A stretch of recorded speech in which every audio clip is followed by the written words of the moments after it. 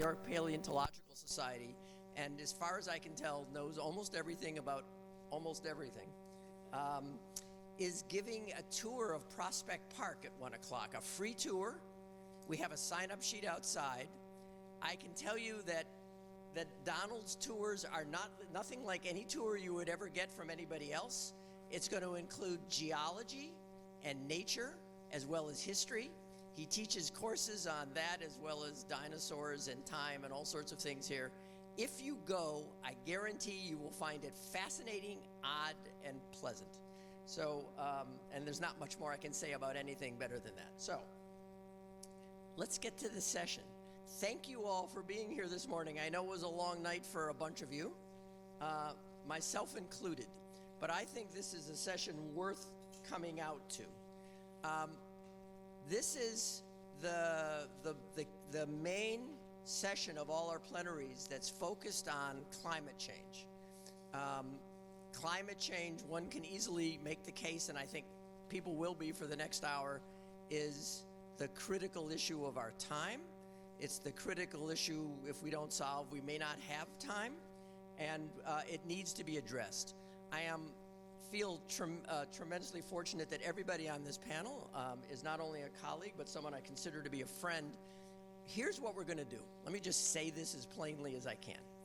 We're going to have a presentation first by David Miller by screen, and I will tell you why he's on screen, for about 20 minutes about approaches to climate change for cities. I'm going to tell you a little bit more about who David is in just a second.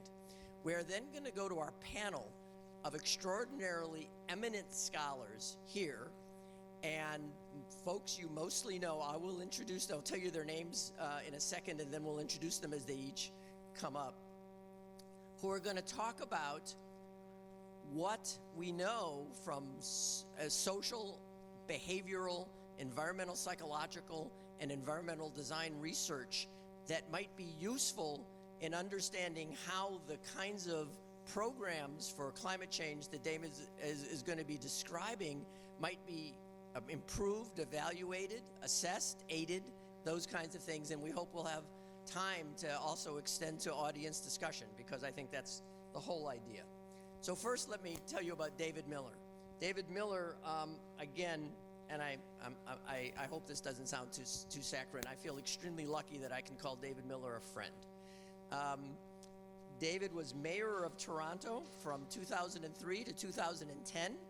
What happened to the mayoralty in Toronto immediately afterwards, he had nothing to do with. But I can tell you that people in Toronto loved him.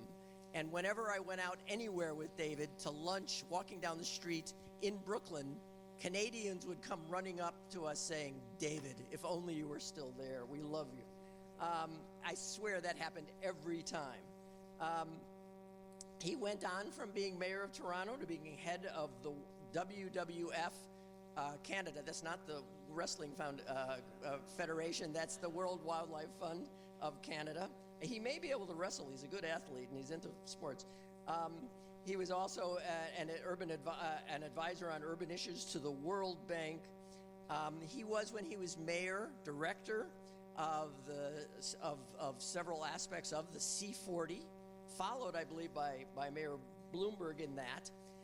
And he was in between, which clearly was his greatest distinction ever, an urban fellow, a fellow for urban futures at the Polytechnic Institute of Technology, before it was subsumed by NYU, otherwise known as Engulf and Devour.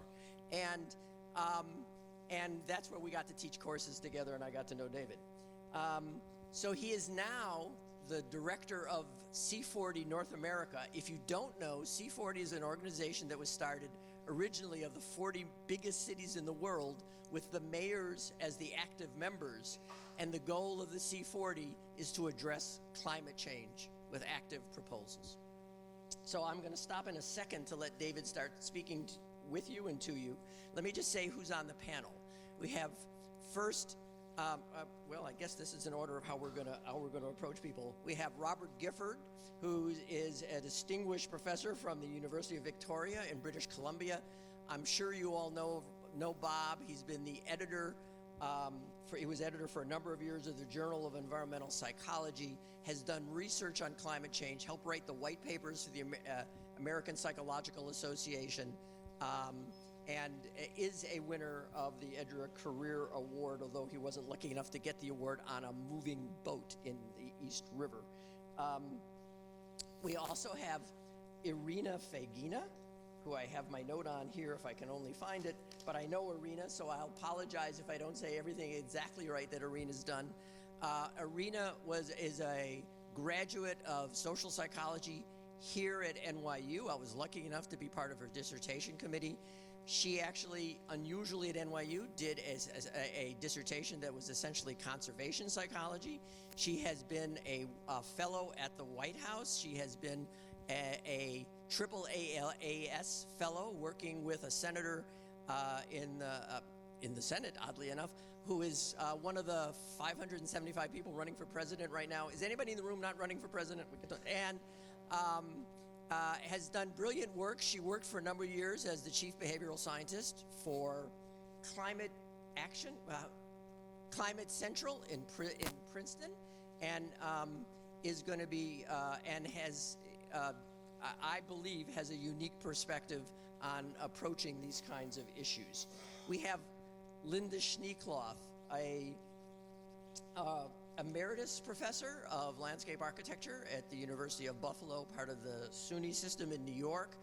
And there are many credits I could give to Linda. She's part of the caucus partnership with partner Bob Shibley, which really focuses on communication and community involvement for change. But I think the key thing I want to tell you about Linda is that she is the most passionate person I know about getting people to recognize the danger and risk of climate change and getting people to act on it, and has taken her own advice. She has turned, essentially, as best I can tell, her post-professorial career over to making, outside of, I'm sure, spending wonderful time with her grandchildren, to almost exclusively making responses to climate change happen and possible. They will all tell you important things about themselves that I miss, I'm sure, as they come up.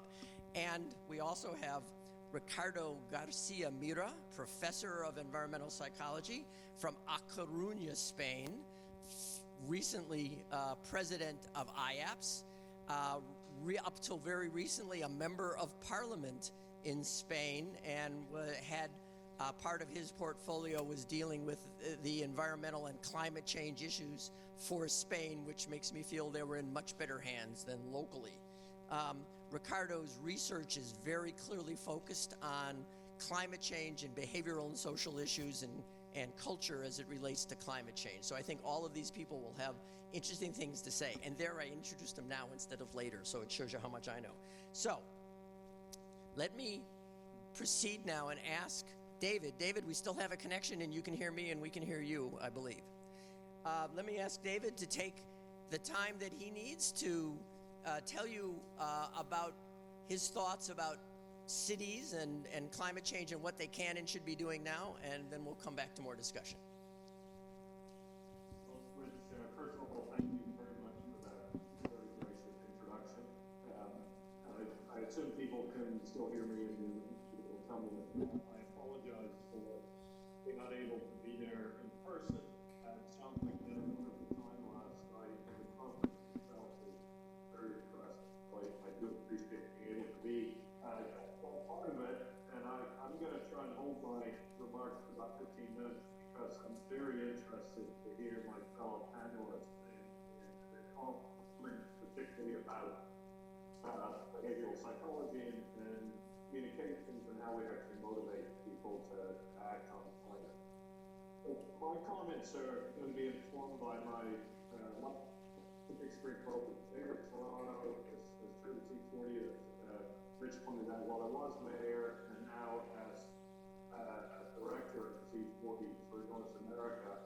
I'm going to call them soul, which is a bit provocative, but it represents my non-academic view of the issue of climate change, which is that it's so overwhelming that it sometimes paralyzes people from action. And my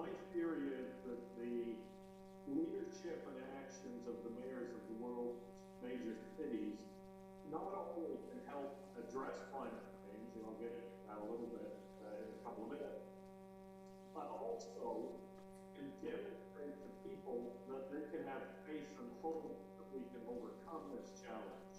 And therefore, in a way, it's the actions and leadership of those mayors that are going to lead the way out of the climate crisis. And that's why I'm calling my presentation Solve, because that leadership is what will solve the challenge, not the leadership, from my perspective, of national governments.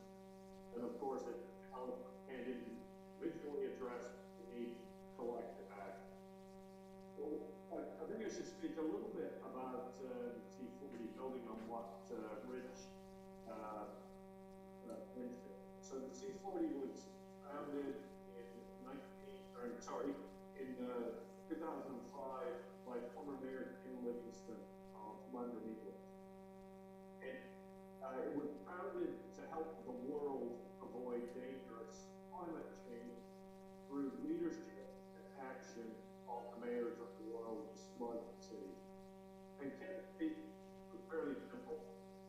His thesis was that mayors of the world, major cities like Paris, London, New York, Jakarta, Beijing, and of course Toronto, have a unique platform in the public support of the country. And secondly, the responsibility of the city, their act address climate change as well. So his idea was national governments are not doing it, they're not doing climate change. It's the next crisis is the world, human populations, and the leadership of these mayors and the action of their city can help the world avoid climate change. There's been a built-up ideas. Mayor Goldberg in particular will transform this chair. Rudy is here today.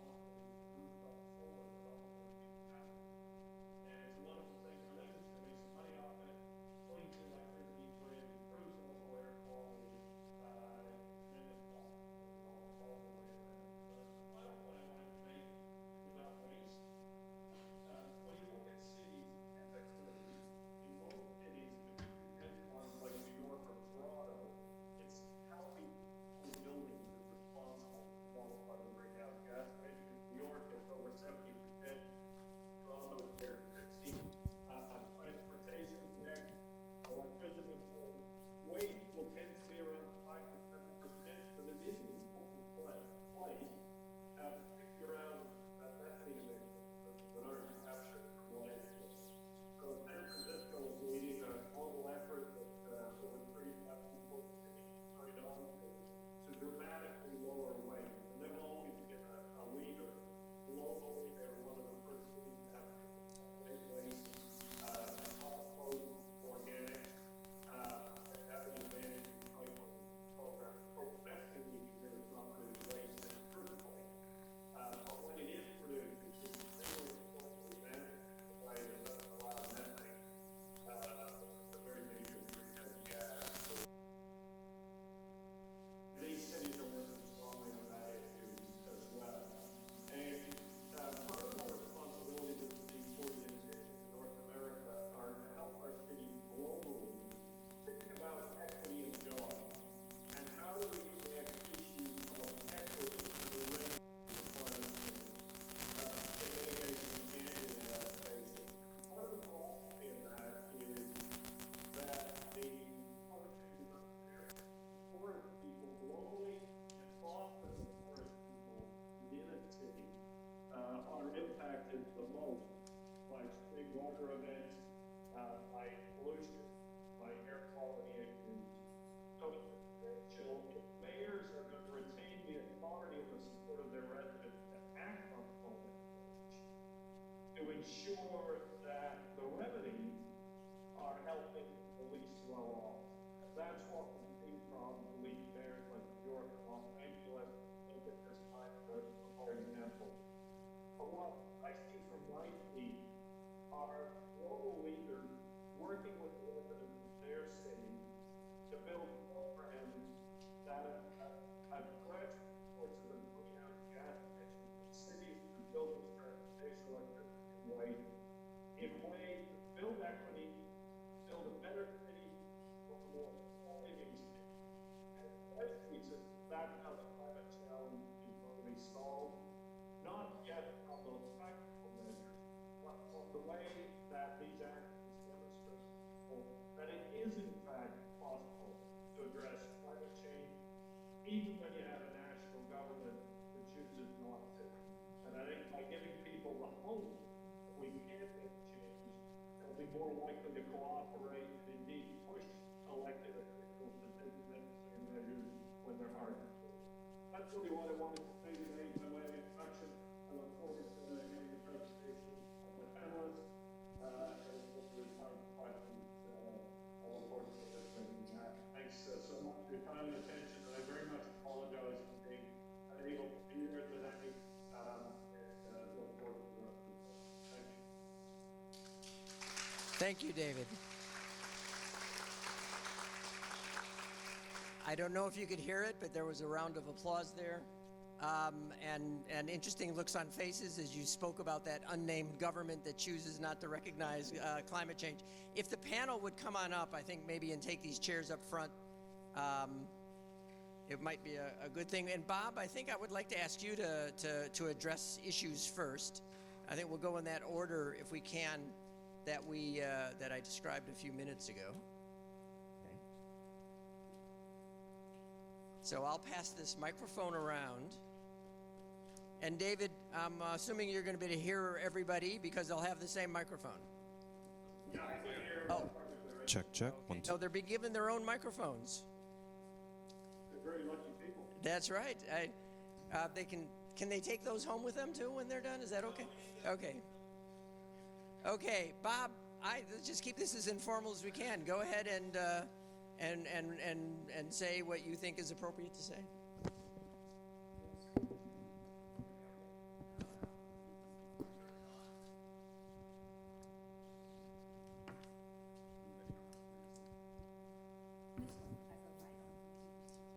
Okay, we can see. We have a cooperative behavior.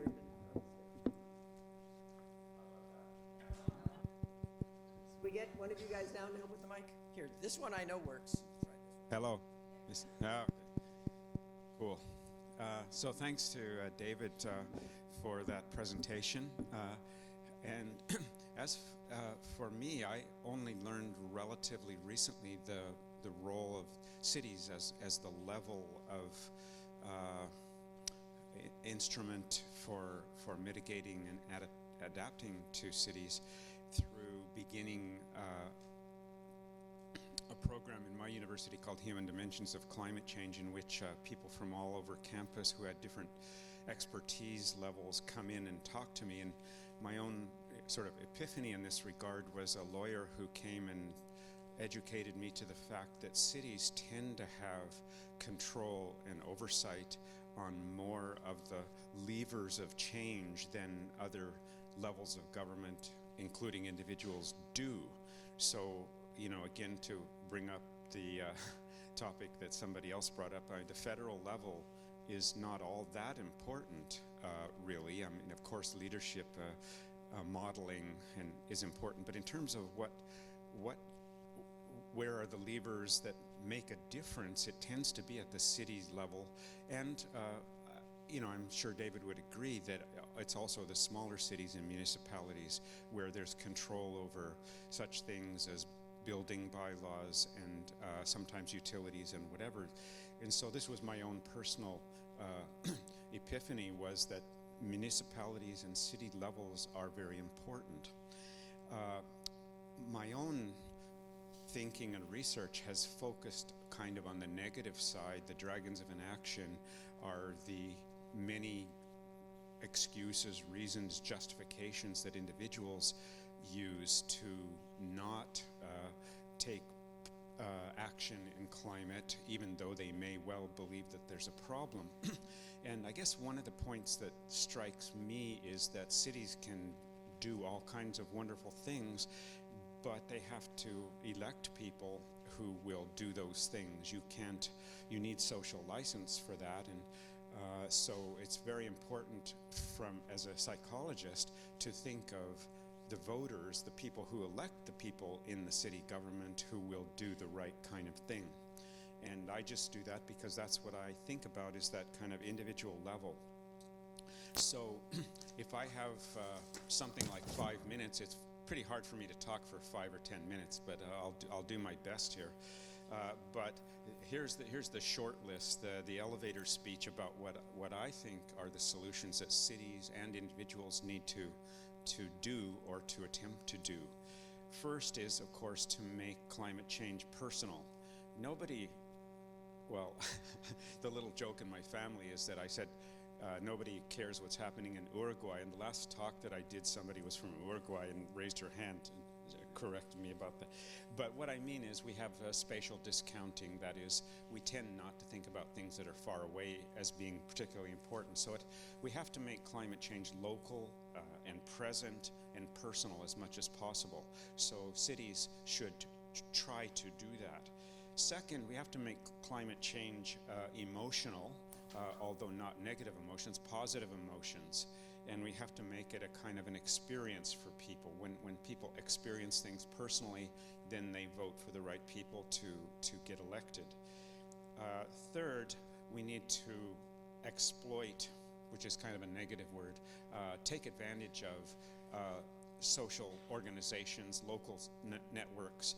And when I give longer talks, I always say, you should be active, whether it's in your household, your neighborhood, your workplace, your school, and be developing a network, because we get a lot of strength from other people as we're moving ahead. To be isolated and trying to do something can be very difficult. So form groups, join groups at whatever level that you're comfortable at.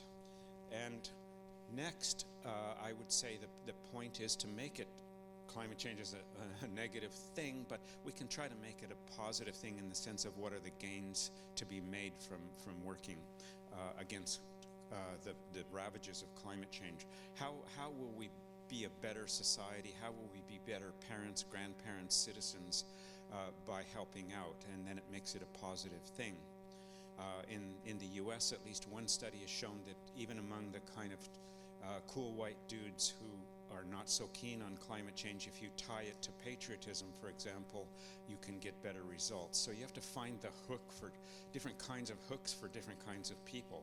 And even the cool white dude from Texas who's not in Austin or Houston is going to resonate with what's important. And since climate change is going to touch everything, what's important for you? Is it your grandchildren? Is it pure streams, better wildlife. Let's find the hook that works for you and show how that's going to be important for climate change. The last thing is framing climate change in terms of different kinds of messages and interventions that will be effective. It's very important, I think. There have been a number of campaigns that have not been very effective. So one thing that people in my lab and other environmental psychologists are doing are trying to find the right messages and the right messages for different people. There's at least 22 different kinds of A versus B messages that are out there being explored right now in different kinds of interventions.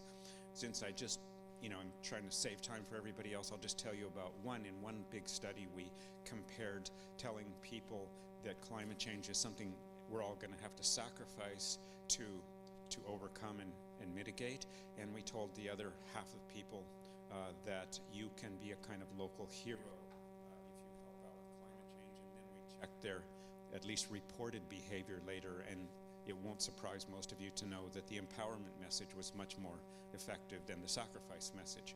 So generally, we need a positive message. We have to pick the intervention strategies that work and test them with testing programs and which ones did work better, improve them, etc. Make it a kind of positive personal experience. Then people will vote for city councilors and municipal elected people who will then do the right thing at the city level, which, as I said at the beginning, I'm sure David would agree with, is the place that has the most potential for making change at the kind of governmental levels of government. So thank you. Thank you, Bob.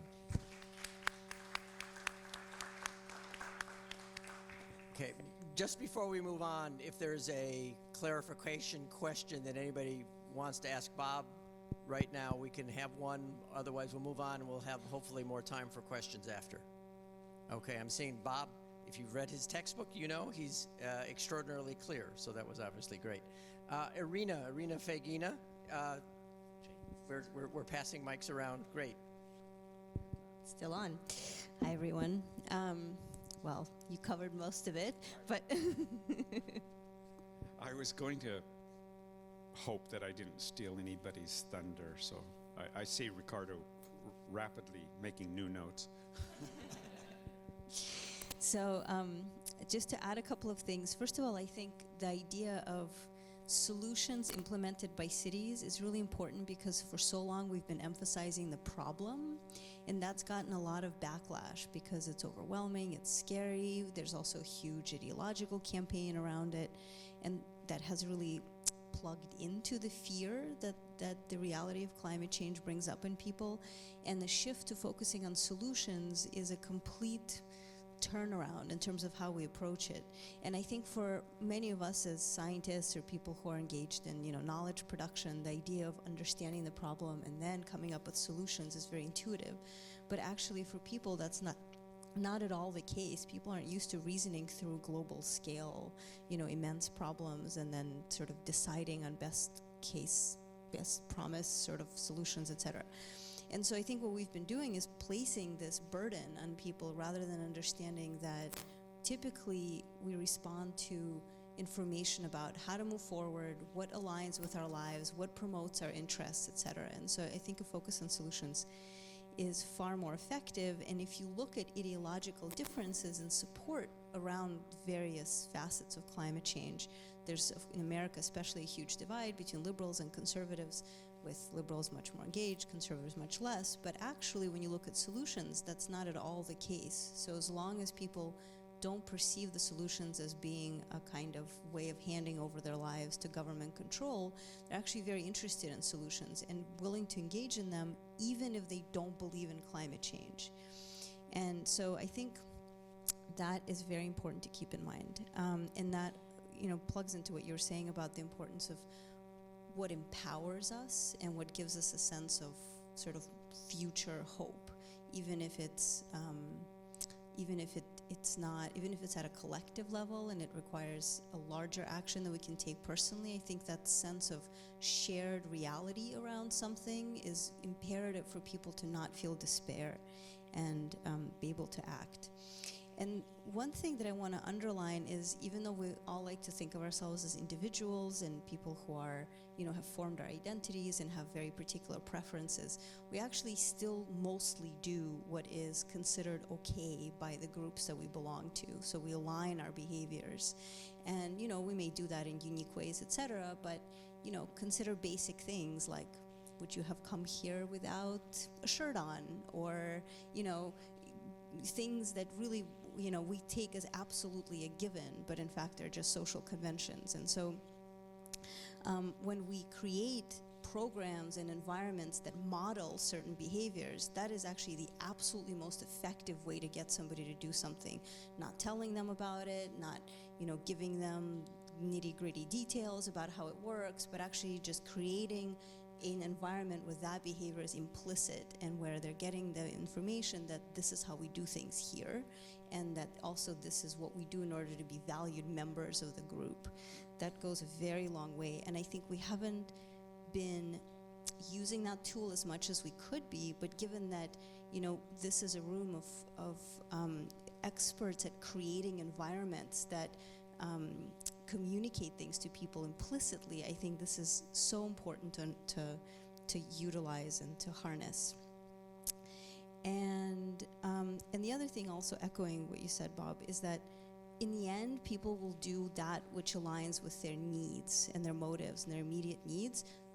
And our most important motive is to protect what we love and to belong to groups and to be valued members of those groups. And I think the more that we make solutions about that, rather than about climate change as something out there, but rather about what's pertinent in our lives, whether it's children or work or business or whatever, then we have that direct path towards engagement. And I think the last thing I want to say is around power dynamics. So climate change is a huge pressing issue, and a lot of people have gotten involved in working on it. But actually, the things that have caused it, and also the implications of solutions, are also about social justice and inequality and economics, etc. And many people have been dealing with other repercussions of what has now caused climate change in other ways. And I think when we come in and just address this one issue, in a way we're discounting a lot of realities of the implications of our social systems. And I think that's less so the case here, where there's a lot of awareness of this, but I still want to underline that I think we are working on this issue and issues of economics and social structure at the same time. And I think the more we can understand where we come into that structure as practitioners and scientists, and the kind of power that we are given by our position and the ways in which we represent the system, which also we're struggling with, I think the more we're able to create conversations that really get people on board with what we're offering. Thanks.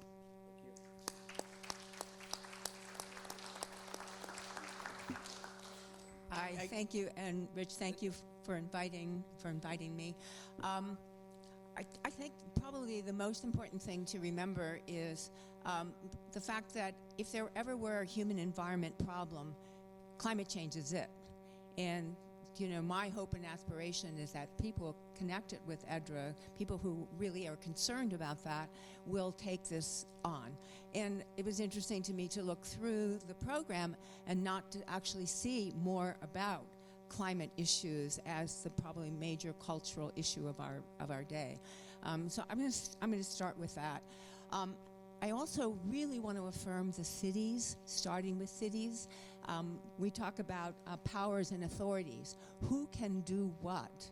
And as Bob pointed out, that cities actually have a lot of power. And so therefore, we would hope, and I'm just delighted at the C40 program, because here is people taking the power that they actually have, the privilege that they actually have, and taking action. I also want to say that cities are amazing makings. We've made cities, human beings make cities. They're like our hives or swarms or whatever it is. And probably there's no more important thing that we need to do than withdraw from the rest of the earth. And so therefore the need for beautiful, wonderful, functional cities is going to have to be even more important. We haven't done a very good job with cities. They're actually pretty new in human history, and that we need to think about if we're going to continue the population increase or the continued population at all, that we're going to need to have that. I mean, think about the book like Half Lives, Half Earth. The idea that we have to withdraw from the earth in significant ways, and the best way for us to do that, human beings, is to be in cities. I like to use a framework that was developed by, it's called Act of Hope, by Joanne Macy and Chris Johnstone. Sometimes it's really helpful to have three things. One thing they say is stop bad things. Second thing is do good things. And the third thing is shift culture. Now, that's not an easy thing to do, but it is an easy and interesting way to think about how we're approaching and how we're doing climate change. And actually, if you think about the C40 program, is that they're stopping the bad things. They are doing good things. And the shifting of the culture is happening because those people who live in cities and those of us who are familiar with it are seeing that action is possible. Look at that. You can do this. You can take steps to make climate change happen. Not happen, to unhappen. Most of my work to date has been in the concept of placemaking, which is how people make connections to place. We have within our field a lot of information about place attachment, about how do people connect to their places. In addition to that, how do people connect to each other in places? How do they create beloved communities? We know that loneliness is a major problem in the culture that we have created. So here in the placemaking strategies that we're having, we're very interested in how indeed you start to do that. My question, and the thing I've been struggling with lately, is how do we make place attachments to Earth? Earth is our home. We evolved here. And that we have created a culture that has totally separated us from the earth. We no longer understand that we frankly are totally dependent on the functioning of the earth, and somehow or another think that we have some kind of a co-relationship, that we are contributors, where in point of fact we are mass users and consumers of the earth. I just have a few things that came. I don't know if you've been following a lot of the biodiversity research that's been coming out right now, but to me a couple of things are interesting. They said that insects, which outweigh human beings 17 times, are in rapid decline. I don't know about you, but I remember thousands of lightning bugs when I was a kid. And do you ever see lightning bugs anymore? No. So you can start to see it, and the research is showing that that's the case. 70% of all birds on Earth are poultry. Now, that means that for us, it means that they're not birds, Mammals, 60% of mammals are livestock, and 36% are humans, which means that mammals, only 4% of mammals are wild. And already in 1930, at the beginning of the last New Deal, it says 5/6 of the original indigenous animal populations had already been wiped out, and 7/8 of the original woodlands had been cleared to make room for settlement. So we, who represent like 0.01% of the beings on Earth, are actually consuming and using and taking up all of this other space. So this idea of our ability to be able to withdraw and to not consume so much of the earth, and to think about how we, not just sustainability, not just resilience, but how do we start to regenerate? How do we think about an analogous way of us functioning with the earth so that we give back as much as we take? This is a fascinating question, and actually is very, very challenging for all of us to sort of think about how we begin to replace the story that we've created about human superiority and separation with one about interbeing. And I agree that I know that when we communicate with people, we have to sort of start where they are, but most people are not really very happy. right? I mean, there's a lot of data to suggest that that's the case. And the thing that they really want more than anything else is connection. They want to belong. They want to be part of a community. So how do we create the structures that allow people to do that, to move into regeneration, past even sustainability and resilience? To come back to the word of ecology, economics. Eco means home. It's your home. That's what ecology means. It's like the dynamics of your home. The economy is supposed to be the management of home. It's not about making profit. It's not about making money. It's about managing your home. And we need to figure out ways to manage ourselves on this earth as a part of the larger community. So Rich mentioned that in Buffalo that I've been working a lot with people, communities of people in climate justice. And I want to just mention it for a minute because it's been very exciting to figure out ways to weave relationships among people who normally don't talk to each other very much. And over the last 5 years, that we have been able to weave a larger movement that includes the environmental organizations, the social justice organizations, the interfaith groups, the youth, all in what we call a climate justice movement that's trying to excite people about the possibility of creating a world that actually is just and fair, that people in ecology understand the social justice issues, the people in social justice understand that all of the earth degradation that's going on is actually an erosion of ecology, an erosion of their own personal ecology, so that the conversations can be had across large groups of people. I'm a little bit like Greta Thunberg, you know, the 15-year-old Swedish girl who says, I don't understand why everybody isn't talking about climate change all the time. And I know I drive everybody crazy all the time talking about this because I think we are at a crossroads, a significant crossroads. And we're either going to create a marvelous, wonderful, sustainable, beloved community here on this planet, or we're not. And so I encourage all of you to think about wherever you are in your human environment field, to think about what are the consequences of climate change on you and the work that you're doing, and what can we do to move that conversation forward. So thank you. Thank you, Linda. Hola, hola, hola. I just want to note that I haven't had to give a time check to anybody yet. You guys are doing a great job on keeping on schedule. Go ahead, Ricardo. Thank you very much. Thank you very much, David Miller, for this good presentation, and thank you to Richard Winner for inviting me to be here. I feel honored to share this floor with very well-known experts that I know very well. Well,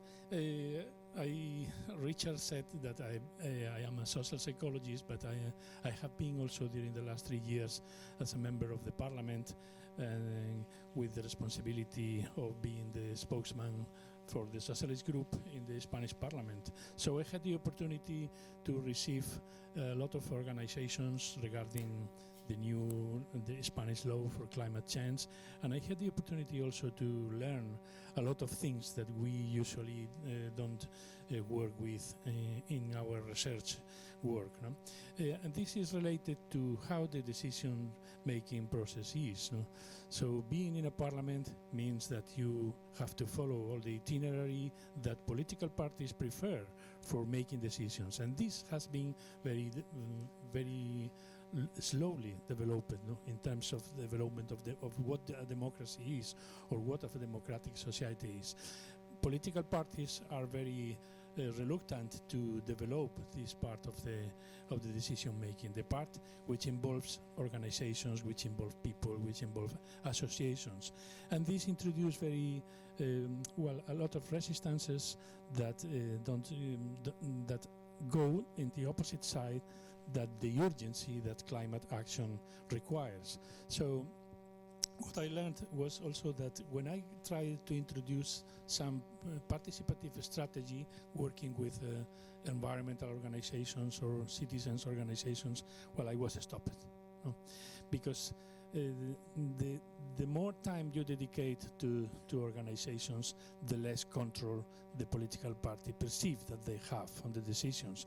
So political tactics are more important than introducing strategies for developing something in an urgent way for the general interest. No? So, well, another idea that I would like to underline is that the general need to vertebrate the society, no, as a consequence of the statement that I said before. Specifically in subjects like climate change action that are important and urgent for the general interest. The need also to establish a set of categories in cities, a set of categories in municipalities that can be engaged for this climate action. But the first thing that the cities and municipalities have to learn is that the citizens are not working only locally anymore, like it was in the past, like it was years and years or decades ago. Now we work in a global way. We work in networks of interest, in professional networks, in networks of users. Well, and not only in a network, we make decisions based in the information and in the engagement that we commit with many networks. So these networks have to be connected as they are in our individual lives. So information doesn't depend only on, the personal engagement or social engagement doesn't depend only on the information that we already have. I can say that we have seen during the last decades an overproduction of information about what climate change is or how serious it is. No?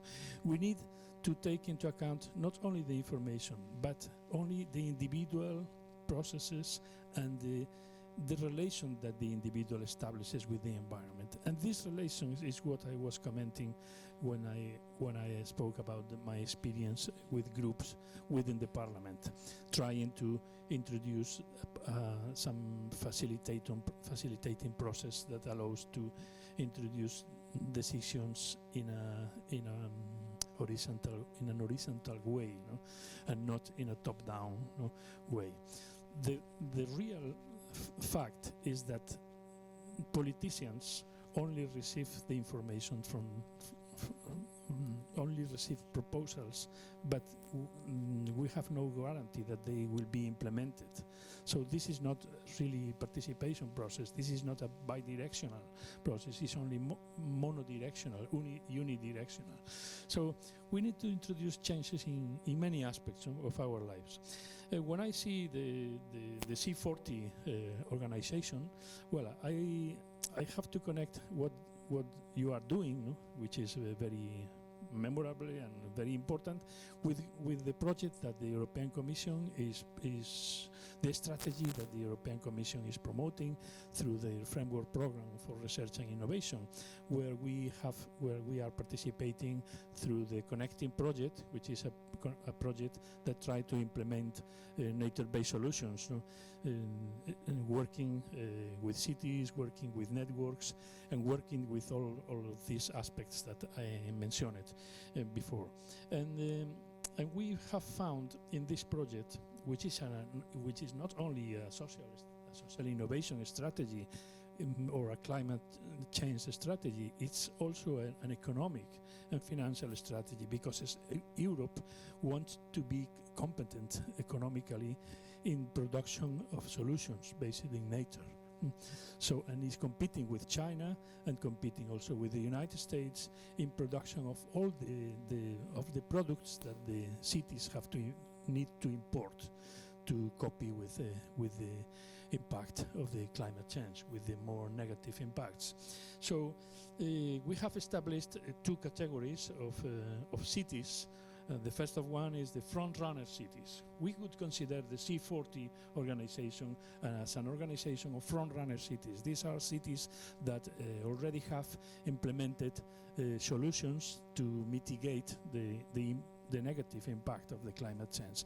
They have implemented policies that allow them to adapt to this impact of climate change.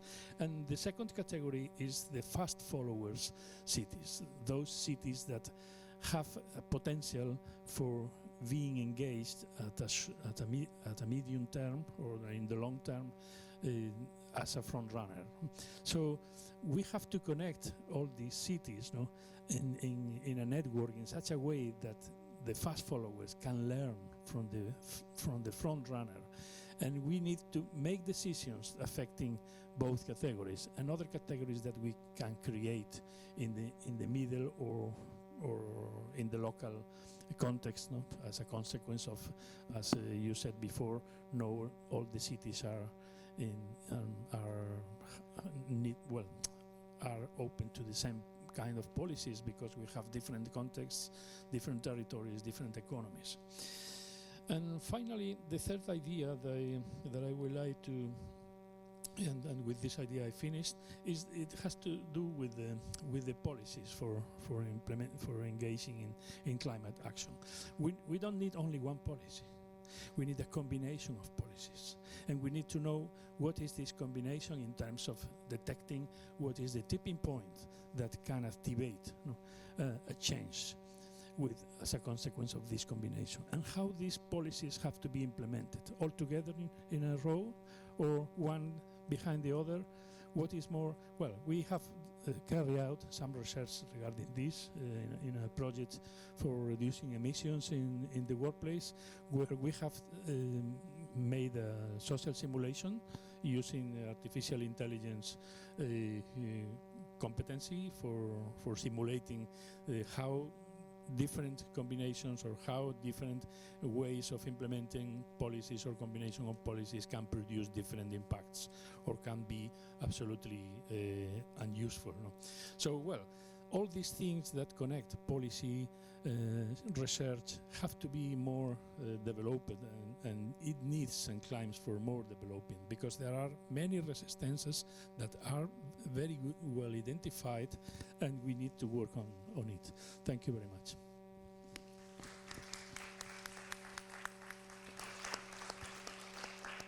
Okay. First of all, I'm sure there's questions out there and comments. I have a number of my own, but I'm going to have plenty of time to chat with these folks here and other places, so I want to make sure everybody else has a shot.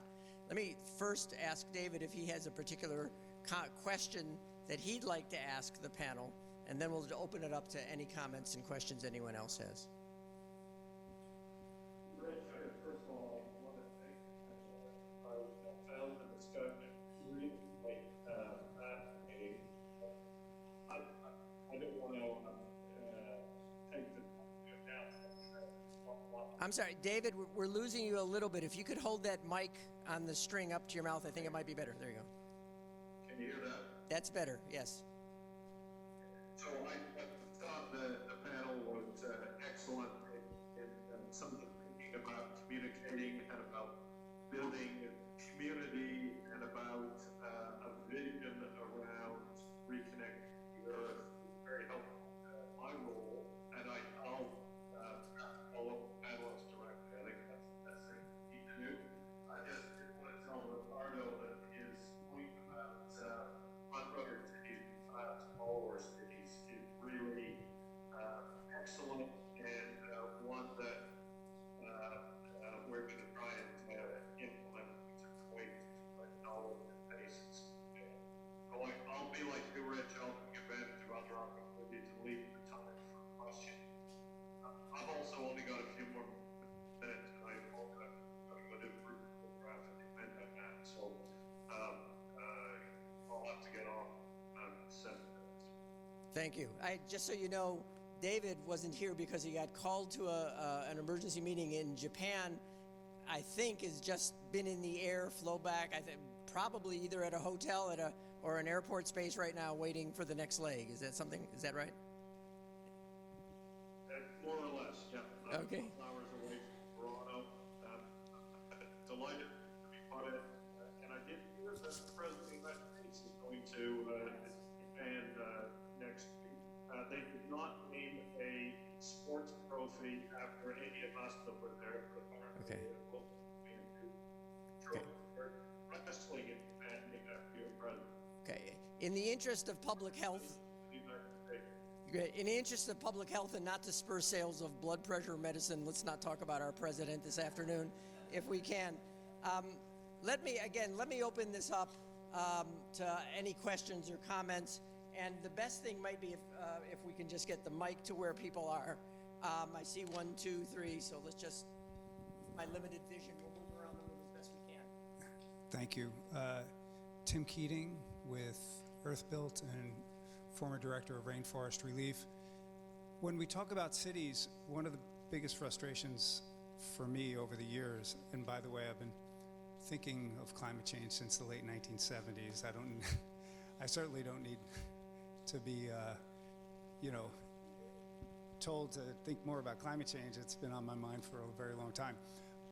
One of the things that is, I think, problematic when we talk about cities and sustainability in cities is the same thing that's been problematic for us for a very, very long time, which is the ability for us to ignore things that are happening far away from us. And the fact of it is, we can't extract ourselves from Earth by living in a city.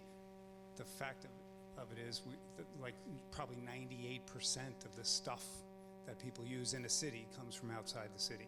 So, one of the big misses, I was a forest activist for 28 years. One of the big misses is when we're calculating our climate impact is all the stuff we use. What is the impact of that stuff?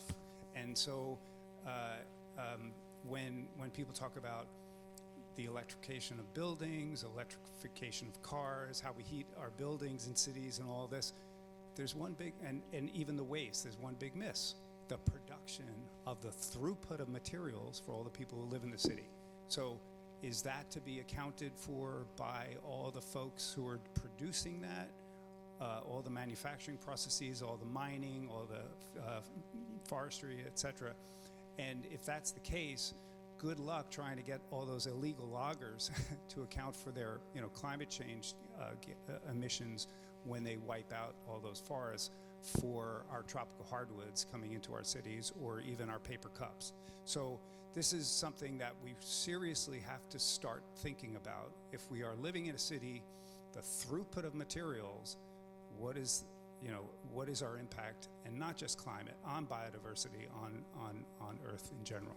Thank you. I want to thank you for that, because what I didn't talk about was what's the boundary that we're talking about, because cities are sinks. Everything comes into the city. So I think it's a very, very critical question to think about. And what you're suggesting is that there are a lot of false solutions floating around out there that actually require more resources in the city than what the city can actually do. So, for example, one of my concerns in Toronto with the low carbon is the use of nuclear. If you start thinking about biodiversity, nuclear is a crazy thing to use. I live 30 miles from a nuclear waste facility that, if there was a huge storm, might end up in Lake Erie, and I might be drinking it. So is that then therefore a good solution, or is that a false solution? Or you think about cars. If you think about, it's not just the energy source of the car, it's every single thing that goes into making an automobile. So the whole electric car thing is highly problematic and just appeals to the upper echelons of people. So I think that we're actually not allowing ourselves to understand what the impact of this crisis is. And if we don't start allowing ourselves to understand it really soon, I think we're going to be in really serious problems. Because if we rely on the same economic, exploitive, and extractive system that we live in right now, we're not going to be able to actually solve the problem, because that is the destruction of the earth is what's doing it. So can we really, really move back? I don't really know, but it would be really nice, as the people who are in the Extinction Rebellion say, for God's sakes, tell the truth about what's really happening. And people are not telling the truth. So I thank you. That's very, very important. Does that also connect to the notion that you can't solve a commons dilemma with capitalism, with totally independent free action. It won't work.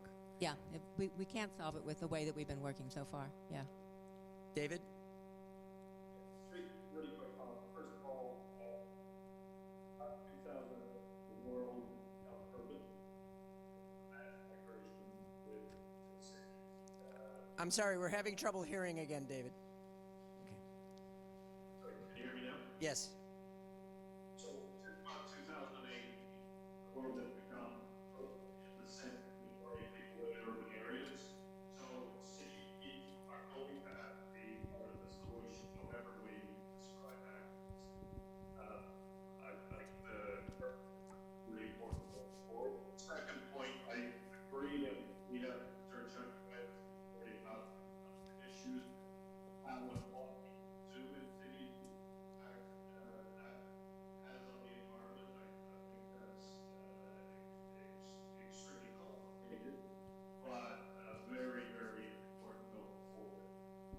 And I had a first one, but it's not out yet, so I'll leave it at two.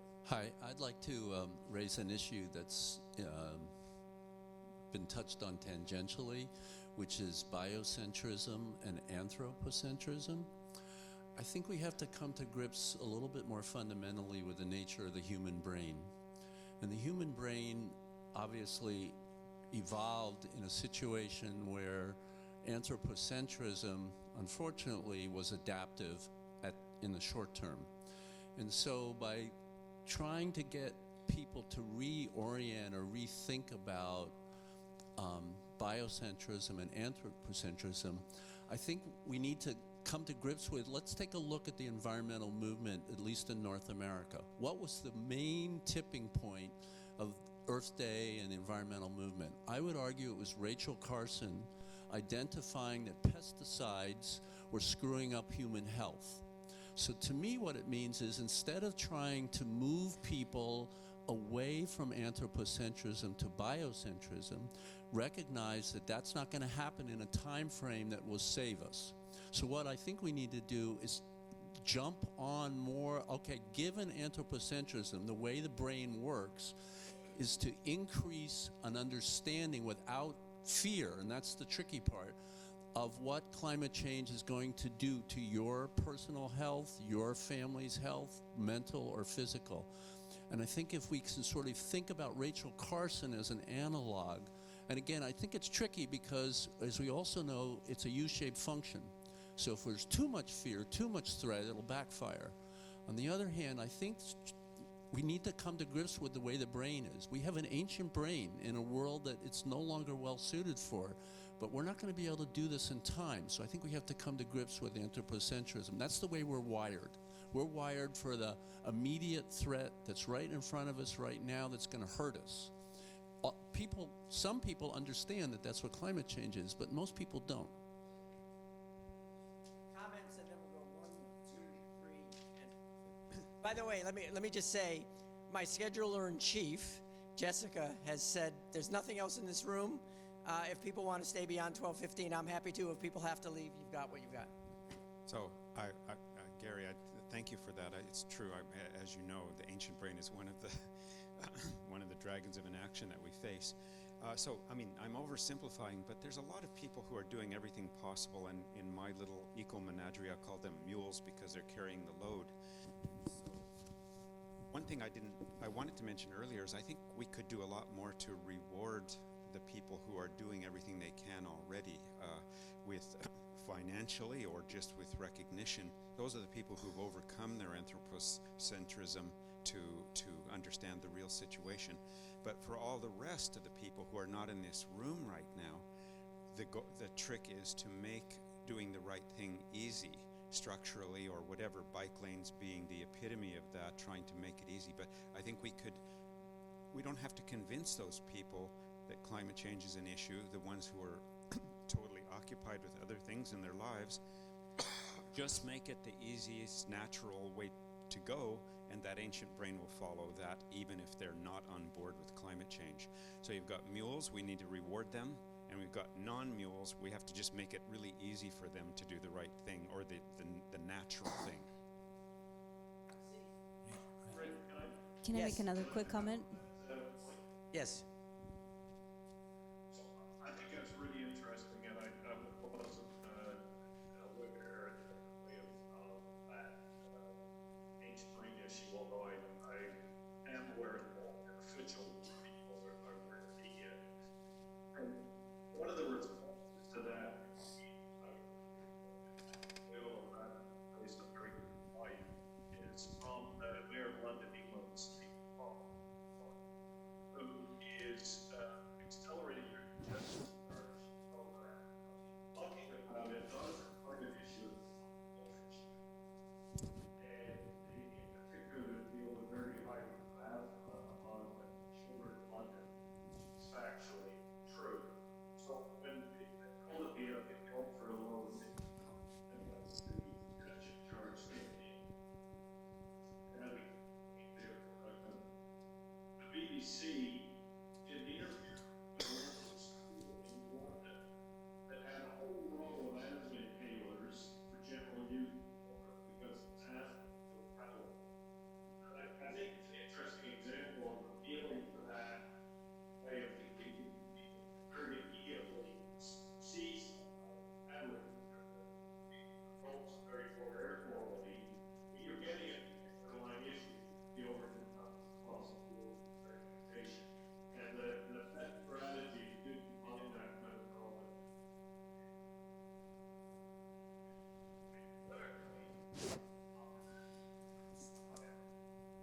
David, I apologize. I think we're losing you again, and I'm not sure if the media people can help with that. But I'm just going to ask you to hang on for a minute.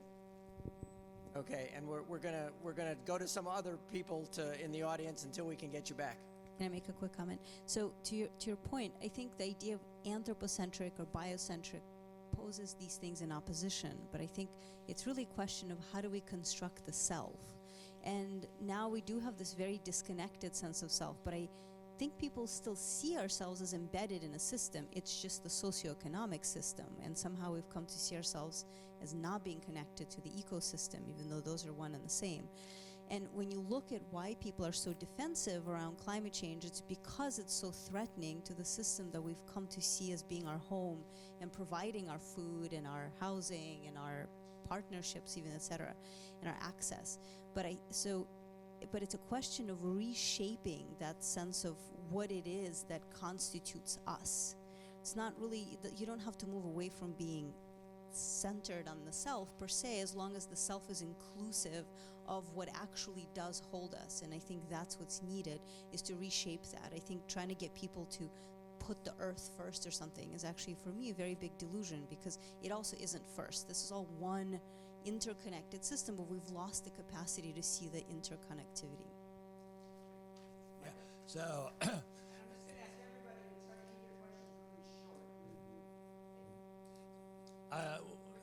you have to really consider, I believe, a lot of the tools that are available for getting people excited about climate change. Arlington, Virginia, we don't have a mayor, unfortunately, but we're very progressive. So 10 years ago, they set up a program called Fresh Air, which AIR is Arlington Initiative to Reduce Energy. And they set up goals and they met all the goals, and they were picked up on LEED. And so we've got all the county buildings are LEED. All of the people who get permits to build are LEED.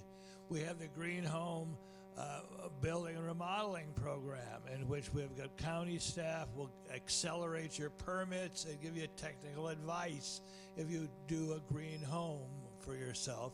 The last thing is, we've also done the Green Living Challenge, in which we've had neighborhoods compete to see who could adopt more green behaviors. So it's all there to happen.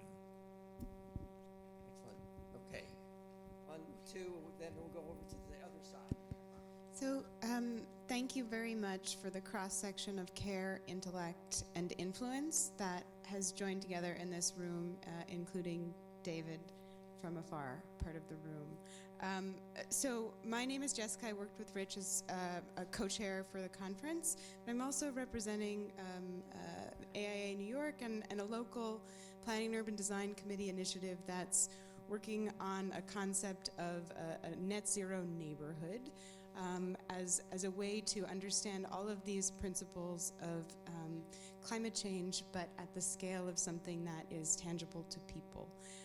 And David, my question, and I think it goes across the board, and happy to continue the conversation if we need to later, but that your work at C40s sets up a really interesting question when you bring up the fact of consumption-based data as opposed to emissions-based data. I'm wondering about the potential of effects of consumption-based data as it relates to this people science question that a lot of the people here are relative to as a sort of second effect of most of the emissions-based policies that are being laid out as an initial step in. And David, if you want to respond to that, why don't you take a crack, and if the bandwidth just isn't going to make it happen, we'll let you know and apologize. Yes.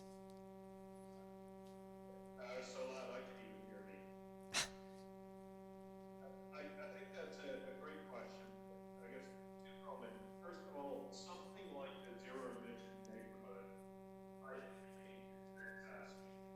Show people I have to go to her first, then you. to live a very urban way, far more in harmony with rhythm of life and actual systems.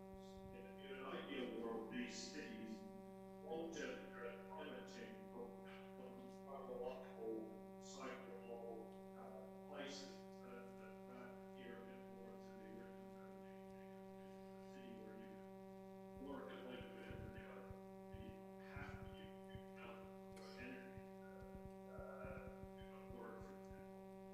And I think in that context, consumption work would be very useful. I do think it's challenging at the beginning. In some ways, it's talk to people about lowering energy use, because they're all improve transportation, improve building, and so forth. It's relatively easy to talk to them about waste, and people maybe to politicians, why do you create so much first class package, and so forth. But looking at the underlying consumption issues, and what I've been doing there at economic research, planetary boundaries, is a more challenging conversation to have with people. I think potential is important because people can start to make people move on. Well, I see a strong example in how you have that conversation in a way that works. Although I have seen things that talk about how that conversation is addressing. I would say it's an area where you need real collaboration.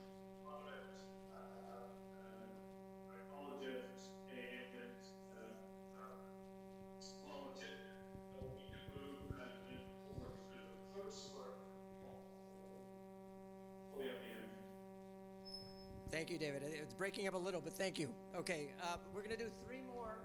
We got 1, 2, and Michael over there, and we'll thank everybody. And if anybody wants to continue chatting.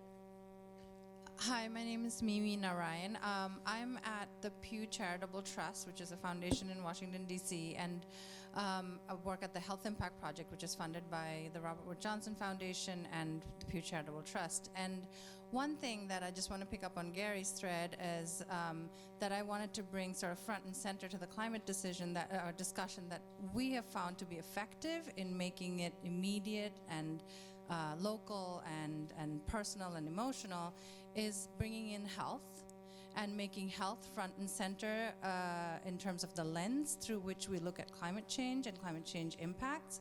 And I'm wondering, as environmental designers here, and I'm an architect and environmental designer by training, all we do all day, all our research is around the social determinants of health. But how can we bring public health folks into the discussion with environmental designers, into the discussion with climate change? I know we are currently funding 4 cities across the United States to actually implement solutions through a health lens on climate solutions. And so I would really love to hear more about sort of how we're talking about the drivers of health and how climate change discussion can move forward that way. Do we have someone on the panel that wants to respond to that? I think, in purely strategic terms, to bring health into the equation is a good idea, because if you look at people's concerns throughout their whole life, health is right at the top. And, the old studies show that if you ask people to rank all the important things, climate change is still number 22, unfortunately. So in purely political strategic terms, to tie climate change to health, which is valid, is a very good strategy, of course. And we are in Canada, for example, we're seeing migration of pathogens moving north and whatever. So again, as Gary mentioned, you have to watch out for how much fear you create. But certainly tying climate change to health is a good general strategy, I think. Yes, it makes it personal, experiential, and the other things that I mentioned. So it's one very good strategy. Yes, I would like to say just a bit. Yeah, you go ahead. Thank you. I would like to say just that health is an important dimension, which is part of the European strategy for nature-based solutions, for implementation of nature-based solutions, because making healthy cities is related to making more equity, more inclusive cities and more inclusive environments. This is implemented into this equation. So, for example, a way of including health is a way that relates the nature and the greener spaces for mitigating the impact of climate change, but for also making safer cities, because the greener spaces is demonstrated that are related to some precursors of violence and some precursors of aggressive behavior, and this is also related to healthy environments regarding well-being. Yeah, I wanted to add to that too, because I think that health, depending upon what you mean by it, if you mean the absence of disease, then I know you're not talking about that. So you're talking about well-being and the ability to take control of your life and be able to make decisions. I think the understanding what health is based on opens up many, many avenues, like food, whether it's local food, organic food, where does your food come from? And there are movements all over the world right now in terms of food generation. And this is a critical issue in terms of what we're going to do with respect to climate change. So food production, how we do it, how we're poisoning the earth, it doesn't do us any good to be able to have food that is actually not really good for us. I also realize, like, clean water is really important, but most people, you don't know that they're walking around 70% water. I tell my students all the time, look, you're 70% Lake Erie, and anything you put in Lake Erie is going to end up in your body. So it's like, I think that if we do health in such a way that it actually reconnects us to the world, that then it has a powerful way of thinking about it. If it's one of the ways that we make people smaller because we're thinking about health, then it actually contributes to the problems of not understanding what Rennie was talking about, is the idea that first of all, I'm not even I. We know that now, right? If you're 70% water and then you have all this bacteria and all this stuff going on in your body, what's you anyway? Is really an important question to ask. But if you think about it as the field of your care, then all of a sudden you have the more possibility of having a much more ecological view of yourself. And health in that respect is a very positive way to think about climate action. Very quick comment to say that if you follow budgetary processes at the federal level, the one agency that doesn't suffer from the threat of budget cuts is the National Institutes of Health.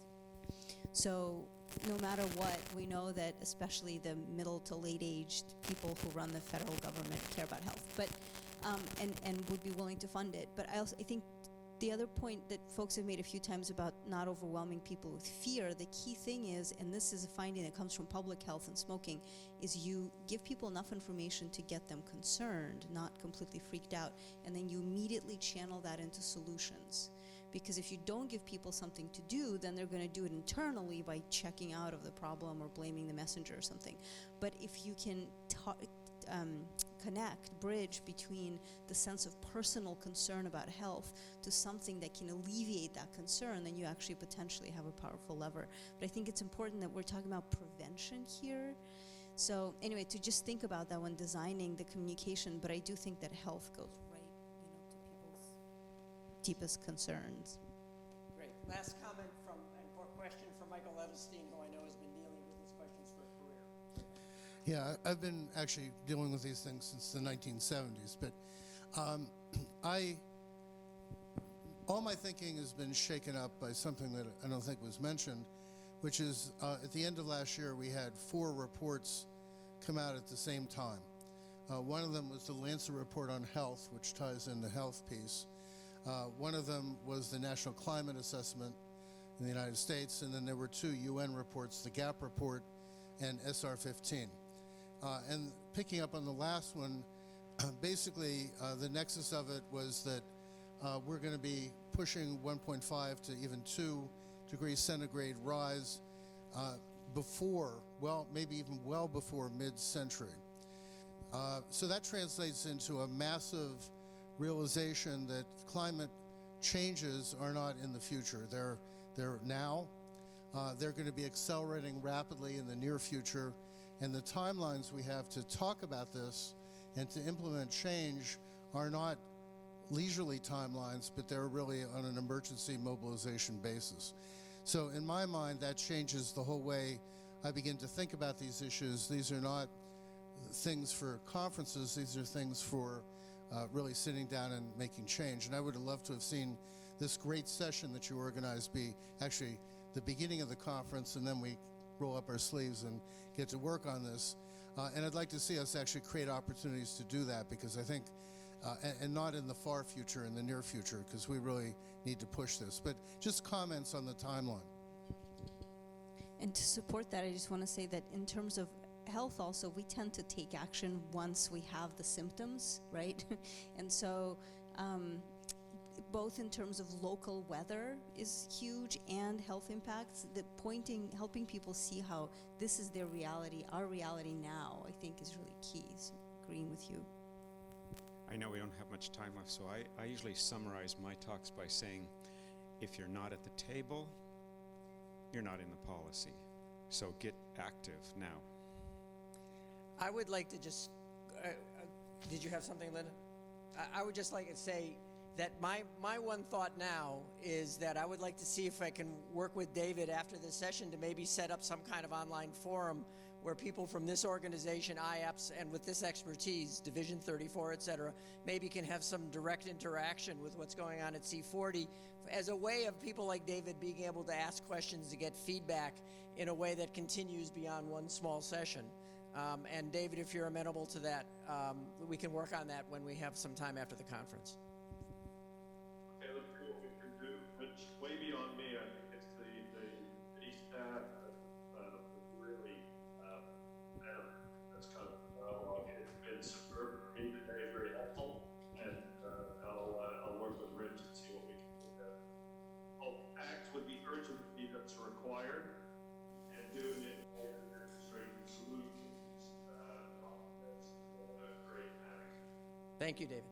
Linda, I'll leave you the final comment if you'd like to. Okay, God bless the earth. Thank you. Linda always has the right way to end. Thank you very much, everybody, and there's other sessions going on. Enjoy the rest of the conference. Thank you, David. I appreciate you being patient with us through all of this, and look forward to seeing you when you get back to New York. Thank you.